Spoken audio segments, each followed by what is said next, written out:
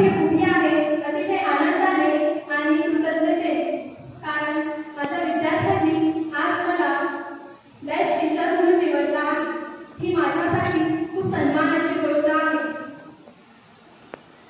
खरं सांगायचं तर माझ्या दृष्टीने इथे उपस्थित असलेले सर्व शिक्षक हे सुद्धा बेस्ट टीचरच आहेत, कारण त्यांचा सुद्धा कुठे ना कुठे मला समज असतो आणि शिकवण्यामध्ये सुद्धा त्यांचं कर्तव्य असते। याच प्रसंगी मला डॉक्टर सर्वपल्ली राधाकृष्णन यांच्यावरती बोलायचं आहे। त्यांचा जन्म 5 सप्टेंबर 1888 रोजी तामिळनाडू येथे झाला आणि 5 सप्टेंबर या रोजी यांच्या जन्मदिनानिमित्त आज आपण संपूर्ण जगभरात टीचर डे सेलिब्रेशन करतो हे तर आपल्याला माहितीच आहे। आणि डॉक्टर सर्वपल्ली राधाकृष्णन हे बालपणापासूनच खूप बुद्धिमान होते आणि त्यांनी फिलॉसॉफी या विषयामध्ये त्यांचं उच्च शिक्षण पूर्ण केलं। नंतर ते महान फिलॉसॉफर, आणखी प्रख्यात शिक्षक, प्राध्यापक आणि लेखक म्हणून आपण त्यांना ओळखत असतो। डॉक्टर सर्वपल्ली राधाकृष्णन यांच्या आयुष्यातील मला एक सुंदर आणि छोटासा प्रसंग सांगावासा वाटेल, त्याच्यामधून आपल्याला एक प्रेरणादायी ऊर्जा मिळेल। तर डॉक्टर सर्वपल्ली राधाकृष्णन हे भारतातच नव्हे तर संपूर्ण जगभरातील नामवंत शिक्षक, प्राध्यापक, लेखक म्हणून आपण त्यांना ओळखतो आणि त्यांनी फक्त भारतातील विद्यापीठांमध्येच नव्हे तर त्यांनी पाश्चिमात्य परदेशामध्ये सुद्धा त्यांचं जे ज्ञान आहे, ज्ञान देऊन एक पवित्र कार्य त्यांनी राबवलेले आहे। म्हणूनच आपले डॉक्टर सर्वपल्ली राधाकृष्णन हे फक्त भारतातच प्रसिद्ध नाही आहे तर ते संपूर्ण जगामध्ये प्रसिद्ध आहे। तर मला त्यांच्या जीवनातील, त्यांच्या आयुष्यातील एक प्रसंग मी सुरू करते। ते सर्वांचेच लाडके होते आणि त्यांच्या विरुद्ध म्हणजे त्यांच्याबद्दल सर्वांना त्यांच्या मनामध्ये, सर्वांच्या मनामध्ये आदर असायचा, एक प्रेम असायचं आणि त्यातलेच एक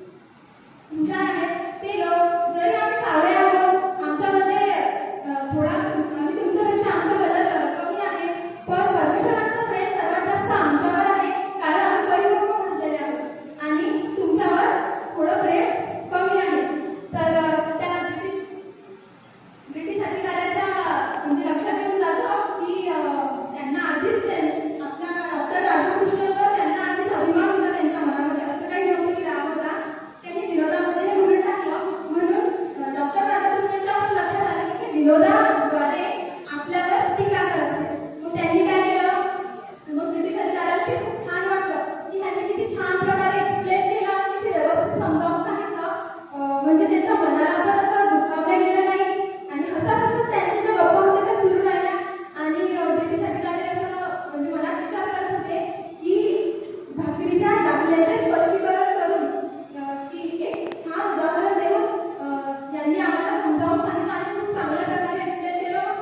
ह्या गोष्टीमुळे काय झालं, त्या ब्रिटिश अधिकाऱ्यांच्या मनामध्ये डॉक्टर सर्वपल्ली राधाकृष्णन यांच्याबद्दल आणखीनच सन्मान आदर निर्माण झाला. मग त्यांच्या गप्पा अशा सुरूच राहिल्या. म्हणजे हा प्रसंग असा होता की ह्या प्रसंगामध्ये असं शिकण्यासारखं आहे की ज्ञान सर्वांकडे असते, विद्वान लोक पण भरपूर आहेत, आपल्यामध्ये पण खूप सारे स्टुडंट हुशार आहेत ना. तर त्यांना खूप वेळा म्हणत असतात तुम्ही हुशार आहात, तुमच्यामध्ये स्किल आहे, तर तुम्ही काय करा ते आम्हाला समोर करून दाखवा. इनिशियली काय होत असते, मी तुम्हाला पहिल्या दिवशी सांगितलं होतं, initially it's happened with everyone.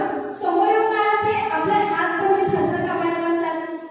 आपण जे सुरुवातीला लर्नच करत असतात कारण त्यांना विचारायला आयडिया नसते, नॉलेज वगैरे नसते. तर ह्याच्यावर पण मी बोलते, थोडं मला बोलायचं आहे. तर सुरुवातीला असं मी तुम्हाला सांगितलं होतं, नंतर हळूहळू पहिले क्लासमध्ये पार्टिसिपेट व्हायचं. आपल्या खूप ऍक्टिव्हिटीज होत असतात, महिन्यातून 2-3 होतात ना. हां, तर त्याच्यामध्ये पार्टिसिपेट व्हायचं. तिथं तुम्ही चुकता, ह्या चुका होतच असतात. त्या चुकांमधून आपण शिकत असतो. आम्ही सर्व तुमचेच आहोत आणि तुम्ही सुद्धा आमचेच आहोत. तुम्ही जिथं चुकसाल तेव्हा आम्हाला कळेल की आमचे विद्यार्थी इथं चुकत आहे, आमचा विद्यार्थी व्यवस्थित चालत आहे, पण त्याची चूक फक्त ह्या ठिकाणी होत आहे. तर तुम्ही जेव्हा समोर येता तेव्हा आम्ही तुम्हाला ऑब्झर्व करू शकतो की हां, माझ्या विद्यार्थ्याने इथे चूक केलेली आहे, बेटा तू त्याच्यामध्ये हे इम्प्लिमेंट कर. तर हा त्याचा मोठा असतो. आता मी पण तुमच्यासाठीच होती, मॅडम मी सुद्धा माझ्या विद्यार्थीच आहे, ठीक आहे. माझं ग्रॅज्युएशन सुद्धा आपल्याच कॉलेजमधून झालेलं आहे. तर मला गायनाची खूप आवड होती. तर मी स्पीच तर नव्हती द्यायची, खरंच आजचा पहिला दिवस आहे की मी स्पीच दिलेली आहे, पण माझं स्पीच कुठेतरी परफेक्ट सुरू आहे.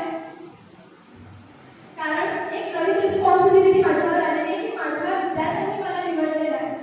आणखी ह्या गोष्टीमधून आपण असं शिकलो त्या प्रसंगावरून की आपलं ज्ञान असते.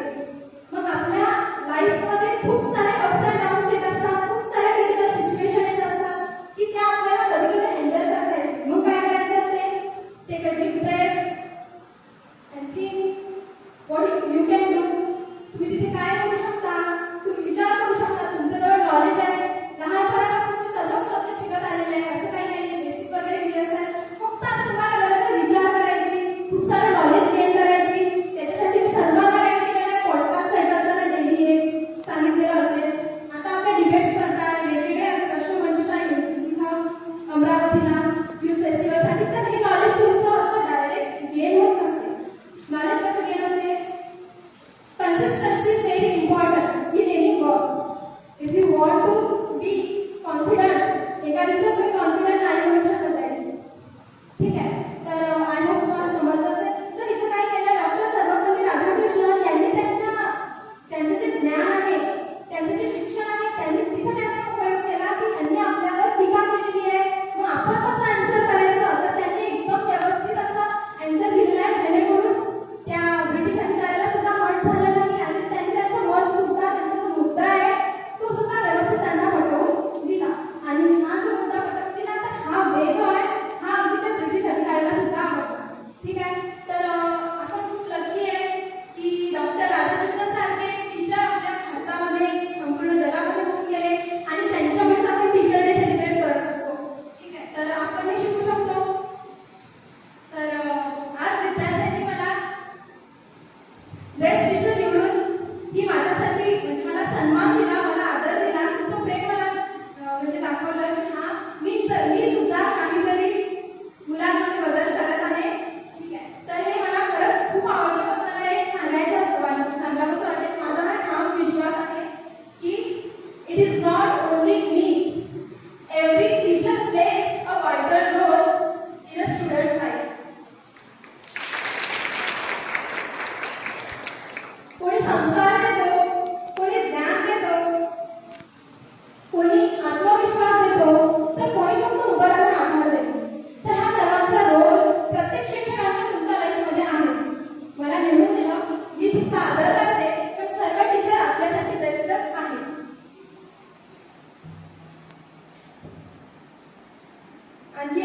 म्हणते, a teacher does not only teach lessons, a teacher creates future of student. Thank you.